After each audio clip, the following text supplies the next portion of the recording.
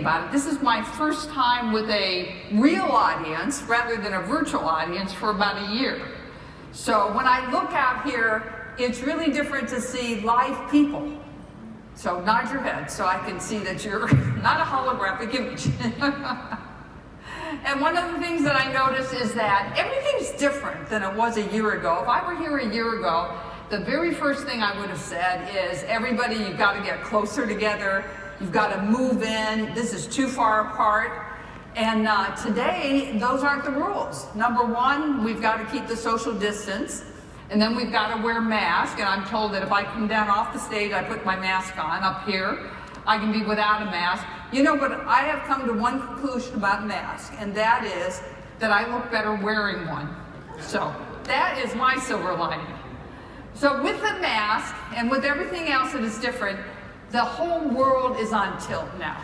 And what I want to talk about with you is the massive uncertainty that exists out there is not just something to tolerate or something to work through. The question really is, how can you seize opportunities for outstanding performance, for outperforming during this time period? And there are ways to do that, and that's what we're going to be talking about. So one of the ways we're going to do this is, we've got PowerPoint. It's already up, so good. The first one says 30 minutes, we've got 30 minutes and 30 years. So I've taken the 30 years of experience my firm has and distill it down to what I think are the most salient points for you. And then you've got the book, so anything you want to fill in the blanks about, go to the book, because it will have a lot there. And then we'll have the PowerPoint. By the way, you're going to get a copy of these PowerPoint slides at, I think, sometime next week. So you'll have everything if you want to go back and use them.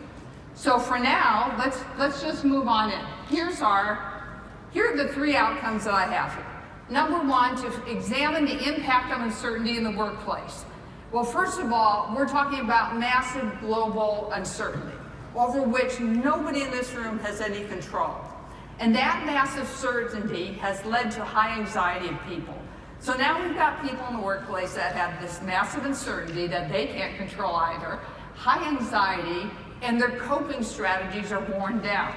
So as we go forward, you're going to see that unproductive behavior, bad behavior coming from good people is surfacing now more than it ever has before. We're going to examine blind spots in that vein too, because blind spots are unproductive behavior. How many people have ever heard of blind spots? Just put your hands up. And so a blind spot to you is what? Is it a bad thing to have? A good thing to have? It's a bad thing. I'm seeing a nod. Now that's interesting that you would think that way, because I guess the name itself might imply that. But blind spots are not character flaws. They're not anything bad. They are simply something that we have that is automatic.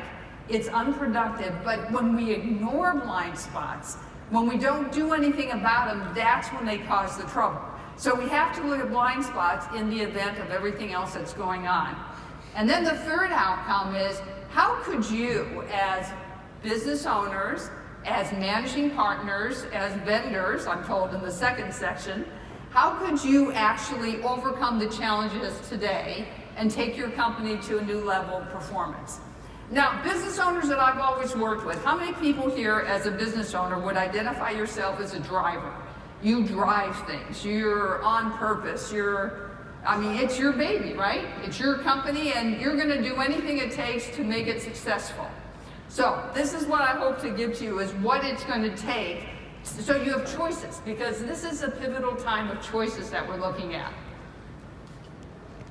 So uncertainty, how uncertainty is impacting your business. Have you noticed things with uncertainty going on with people in your business? The anxiety, how about you? Do you have any anxiety? Yeah, so there's anxiety here. So I have anxiety about not having any space to go on this stage. It's really different. So even here, here we are, we're sectioned off. So this is as close as we come now to being able to connect. So in your world too, you're looking at new ways to connect with people. But uncertainty is there, and uncertainty does this. The brain is hardwired, and this is what we know the brain does with uncertainty. We react with fear, we expect the worst, and then we cope by defending and attacking. Now you're going to see those behaviors of defending, attacking right in the workplace. That's when people polarize, we get unhealthy competition, people fight each other, it goes underground. So when we have uncertainty that's so high, coping strategies that are worn down, people take all their issues under the surface. So when Todd was talking about the work we're doing with his company, we had a chance to start doing our interviews. And that's one of the things we do is we interview people inside a company. And we ask them questions that are very probing so we can hear what's really going on. In the interviews, they tell us. But because they have fear, we have to listen for what they don't say. So they'll talk about this going on and that going on, and even the people, the CEO, the COO, the CFO. But what they will do is they'll talk about them in different ways. One, they're enthusiastic. One, they're less enthusiastic. They won't come right out and say, but that's because of the fear. There's fear of repercussion, there's fear of what could go on, but that's the underground communication. But here's the worst thing about underground communication, is that people will dismiss official communication from you, or from any method you use, and they'll go to each other, and they'll say, what have you heard? What do you know about what's going on? What works here? That's the conversation you want to be very aware of, because that's the one that undermines business results. It undermines performance. People we know hate uncertainty. I don't know anybody. How many people in this room love ambiguity? I mean, you would take that over certainty any day, would you? Not many people. So ambiguity is annoying to most people. So when we hate uncertainty, but people, by the way, aren't the only ones that hate uncertainty. Stock markets hate uncertainty. And there's a great axiom on Wall Street that I love. It says that bad certainty is better than no certainty at all. Now imagine that. And that's the exact environment we're in right now. People would rather have from you the bad news about something going on than to have no news. Because at their worst, here's what we do. We fill in the blanks. And by the way, when you don't have all the information and you fill in the blanks, how many of you fill in the blanks in a very positive way? In other words, you make up a meeting that's positive, that's looking forward. Nobody? How many people fill in the blanks in a negative way? And some of you just aren't voting. So it would go either way, but most people fill in the blanks expecting the worst. They predict the worst out of that. So, and by the way, when it comes to working with CEOs and managing partners and business owners, what I have found is that business owners hedge on telling the truth. They don't want to explain everything. There are certain things you can't, but they don't even want to tell people, you know, I don't have all the information now, but I'll get it to you. So they hedge their bets and they don't communicate. But what does that do to people? If people love the certainty, they'd rather have bad certainty than no certainty, then they need to hear from business owners in a new way, from CEOs in a new way. You have to tell them that you don't know something, but when you do, you'll let them know what it is. That gets rid of that uncertainty. Now here's the formula that's going on, that if we don't watch out, we can fall into too easily, and it's called the formula for leadership failure. That massive uncertainty plus high anxiety, so think about this, massive uncertainty, no control over that, it's beyond our circumstances. And by the way, let's look at uncertainty this way. It's not just uncertainty for a limited period of time, it's the cumulative effect of uncertainty, it's the unpredictable nature of when it's going to end, if it's going to end, because nobody knows with that, and it's the constant barrage of new information every day that makes the previous information even more uncertain. That's the environment. People get anxious, their coping skills are worn down, and now we have a toxic culture. Now I know these are strong words, but when I say the words toxic culture, how many of you would describe your culture as toxic? Would you? Not toxic, okay. If it's not toxic, how many of you would describe your culture as an extremely healthy culture? People are open, they say things, they're not afraid to speak up. Okay, so we've got various levels of that. But the toxic culture, I just want to focus on that for a moment. So don't get too hung up on the title, toxic culture. It's the behaviors in that culture that matter the most. So when we have a toxic culture, let's define culture first. Culture is how people behave and get the work done in a business. How many of you, when you hear the word culture, have ever thought about culture as an initiative? Or how about a program? It's flavor of the month? No? Not that way? How many of you think of culture as a business function? Okay, well then this is much further advanced than most audiences, because most people think of culture as a thing to do, another thing on the checklist. Culture is the most powerful lever for performance in any company, because it is a business action. It's actually a business solution. And anytime culture is not elevated to that level, it can't do its job. Culture is how people behave and how they get the work done. A toxic culture is people behaving in an unproductive way. By the way, the research showing that when people walk into a culture that is an underground culture, and that's leading to toxic culture, that they find out the unwritten rules of the organization within 30 days. And they don't find it out from the leaders, they find it out from each other. 30 days, who do I avoid, who do I talk with, who do I engage with, and those are the rules that they follow. So they come from some other source. Here are the symptoms of a toxic culture. The fear of speaking up. Now that's the one where I told you when we interview people, they'll tell us that they can only say certain things because they're afraid to say what's really going on. But you've raised your hand and said that you have an open culture. People aren't fearful of that. They will speak up and say what's on their mind. And that's a very healthy sign of a culture. But do they say and speak their mind all the time? Are you sure there are nothing else going on? Because that's what happens when we have other elements going on with that. So the grapevine, by the way, becomes far more effective than anything else in a toxic culture. And then electronic messages. Okay, let me ask you this question. How many of your organizations are quite dependent upon email or any electronic messaging right now, especially right now? Okay. How many of you have ever seen any email messages in your organization that have blame in them, that have some sort of implied threat, intended or not, doesn't even matter, or has some sort of, or just plain email overload so much that people can't even get through it? Have you seen any type of messages like that? That is probably one of the worst things that's bogging down people. We've given them way too much to read. What we give them isn't useful. And then those messages, do you hold people accountable? When you see a message that goes out that has a barbed comment in it, an innuendo, or something that suggests that they're casting dispersions on another person, because that starts that whole rumor mill. So how many of you have ever held somebody to account for an email that was misusing email in the last 6 months? Good for you. And do you do that on a regular basis? Pretty much so.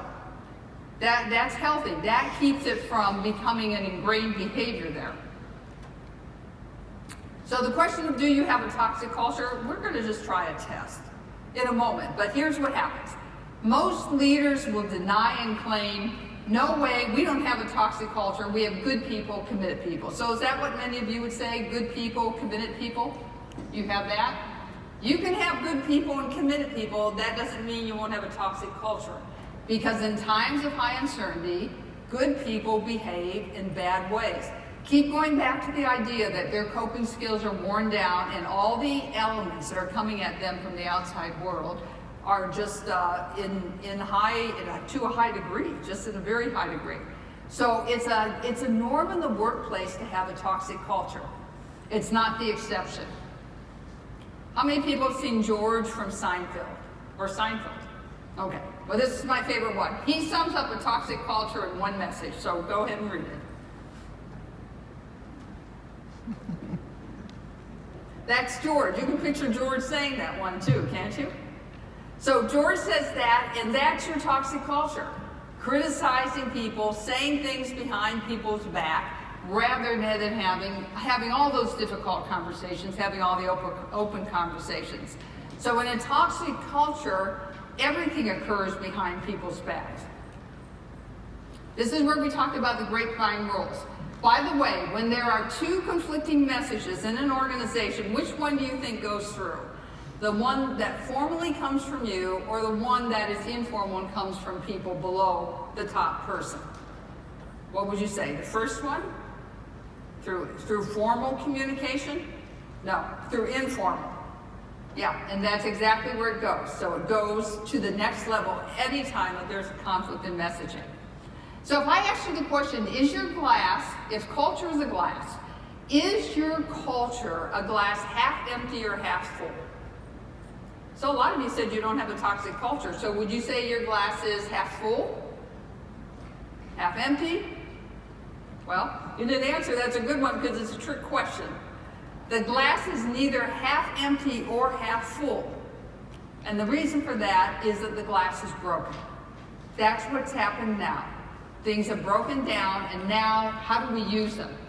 So this is going to take us right into blind spots, because blind spots are good people behaving in unproductive ways. But here's one of the things we do about blind spots. We deny them. We deny that we have them. How many people have ever asked your significant other if you have a blind spot? Have you ever done anything like that? Asked them to tell you what's wrong in your behavior, what you could do better? Have you ever asked that question? Maybe you don't want to, because that's the only place you're going to get the unvarnished truth. I asked my significant other, his name is Vic, I said, you know, is there anything that is bothering you? And he said, yes. He said, when you use that mean voice. I said, I don't use a mean voice. Using the mean voice, I retorted back. That's denial, number one. We deny that we do it. And the second one, then I said, besides Vic, I said, you know that I'm working on projects, and you know, I've just got my focus any other place. Second place, I have just justified my behavior. So I deny it, I justify it, and when I look at him, I can tell that that still didn't work. I go into my third strategy, and I turn to Vic and I say, what's for dinner? Now, that is pure deflection. So those are the ways we deal with blind spots. We deny them, then we justify them, and if that doesn't work, we deflect and we move on to another topic. So blind spots are not something to be ignored, but it takes a lot for somebody, for leaders, like Todd was talking about his blind spots, it takes a lot for leaders to actually not only recognize and identify their blind spots, but to own them in a way that says, yes, I am not perfect, I've got blind spots, and I know that I am the last person in the world that can identify and coach myself. We can't coach ourselves, but others can. Blind spots, that's our outcome number two, how blind spots actually undermine business results. Now, we know that blind spots spread during uncertainty, so that's the first thing. They actually grow during that time. Now, here's another one that I love. When it comes to blind spots, most leaders can read the writing on the wall. No issue about that. The problem is they think it's for someone else. So that's where we want to look at leadership behavior. So the top three blind spots. Now, tell me if any of these blind spots apply to you. These are the top three. There are 10 blind spots, by the way, that we've researched. But as the top three, going it alone, insensitive to your impact on others, or having an I know attitude. Do you have any of those blind spots? Put your hand up if you think you do. You need to go home and ask your significant other. They'll know, right? But let's just go through them. If you go it alone, these are the behaviors. So look at yourself as I ask you these. Do you do things like isolate and shoulder the load? Do you withhold your real concerns? I mean, you'll communicate with people, but you're not going to tell them what's really going on. And do you reject support from others? Now, having read that, how many of you would say either you know you have that blind spot, or someone close to you, someone trusted, has told you you have that blind spot? Put your hand up, all right?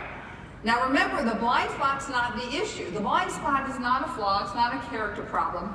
It's the impact of the blind spot. So when you go it alone, people fill in the blanks in the worst possible way. That's the issue there. Blind spot number two. I'm going to ask you these questions. Do you expect others to respond as you would? How about this? Do you miss verbal and nonverbal cues? That is the #1 complaint, by the way, in spousal relationships, missing nonverbal and verbal cues. And do you insist it's my way or the highway? Some of you have this blind spot. Okay, again, if you have this blind spot or someone has told you that you have this blind spot, put your hand up. Really? Put your hands up again. How many people have the blind spot of being insensitive to your impact on others? This one is so high on the list that I am astounded. I almost want to go inside your company just to talk to the people to see how, I know I'd rather talk to your significant other to see how this is true. This is the worst one. This is the one that shows up. The impact on people, when you are insensitive to your impact on others, people work around you. And I can't tell you in how many companies we see people working around each other, not with each other. That happens anytime I'm in an organization, and it could happen right at the top. It could be CEO, CFO. It could happen at middle management layer or happen below it, but they will not include you in the process. From Cheers, now Frasier from Cheers, you've seen Cheers, right? I'm probably dating myself if you haven't seen Cheers. Frasier nails Sam for his insensitivity when he says, take a look. You know, Sam, it always amazes me how you can elevate and demean in the same sentence. That is the example of insensitivity. Blind spot #3, the I know attitude. Now, this is you again. Do you dismiss the input from others? Do you treat your views as the truth? Or do you form rigid opinions, usually about people, by the way? How many of you would say that you have blind spot #3 or someone has told you you have an I know attitude? You guys must be angels. I mean, no blind spots, but this is the impact. When you have an I know attitude, people give up on you, but they don't necessarily give up on their work. They don't necessarily give up on their business. It's just you. So that's the workaround that will happen there. So when blind spots are costing us something, here's what they're costing. Left ignored. When they are ignored, they destroy the culture and they undermine the bottom line.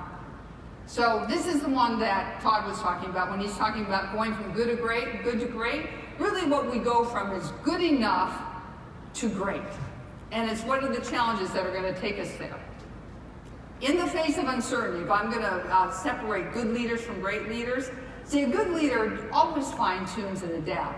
But what a great leader does is takes bold actions that have a profound impact or implication on the organization for years to come. And that's exactly what you want to do during this time, because it's probably the most necessary time that take place. So transforming your culture is a bold action. So even if your culture is a good culture right now, a good enough culture, the question I would tell you to ask yourself is there room for your culture to go to a new level, the next level of success, for people to be connected in a new way, for people to actually be inspired to seize opportunities, to innovate, to work with each other in ways that they haven't done before, and to recover quickly and to rebound stronger, because that's what you want people doing. We're going to do a stand-up test on what type of culture. This time I'm going to see. I would like everybody to start standing. Stand up first.